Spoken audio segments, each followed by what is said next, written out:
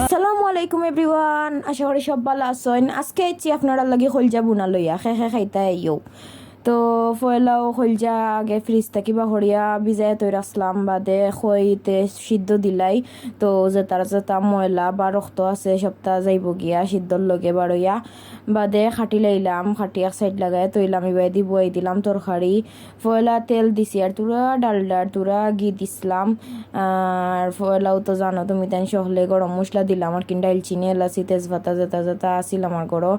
বাদে রসুন আর আদা দিলাইলাম বাগার, বাদে লাল হওয়ার বাদে টানাইয়া লাল করছি, তো বাদে পেঁয়াজ ছাড়ছি। আমার ঘরে আসলে আস্তা পেঁয়াজ আসিল না, খাটা পেঁয়াজ দিও রান্ধি, বাদে খইতে ব্লেন্ডার করা আগুন দিও রান্ধিলাই।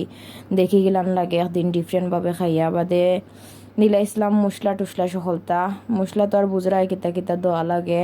আমার ঘরও যেটা আছিল সহলতাও দিছি। আসলে মশলা হইলে গ্রান হয় বলা, লবণ হলুদ মরিচ বাখর জিরা গরম মশলা আর কারি পাউডার দুইটা আছিল ওগুন দিলাম। তো বাদে আর কিতা মশলা বালা হরে খসাইছি, কালার দেখায় নি তুমি, তাই যে সুন্দর হইছে কালার।